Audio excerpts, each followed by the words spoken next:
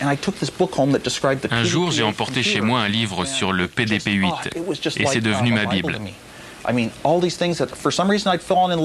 Certains se prennent de passion pour les mots croisés ou pour un instrument de musique. Moi, je ne sais pas pourquoi, je suis tombé amoureux de ces petits schémas qui décrivaient les circuits internes des ordinateurs.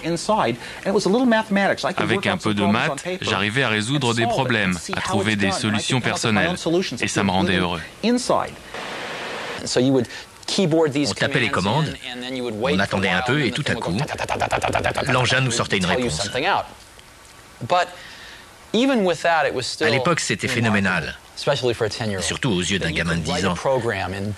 Il suffisait d'écrire un programme en langage basique ou Fortran, et cette machine était capable de s'approprier notre idée et, d'une certaine façon, de l'exécuter. Et si les résultats correspondaient à ceux qu'on avait prévus, ça voulait dire que le programme fonctionnait. Le tout était palpitant. Posséder son propre ordinateur, le rêve de tous les nerds. Cela a été rendu possible par une innovation technologique. J'ai nommé la puce, le microprocesseur. Voilà ce qui vous permet de poser un ordinateur sur votre bureau. Les ordinateurs des années 50 étaient énormes parce qu'ils contenaient des milliers de ces tubes à vide. Les tubes ont d'abord été remplacés par des transistors, encore trop gros pour construire des ordinateurs domestiques. Puis, on est entré dans l'ère de la miniaturisation.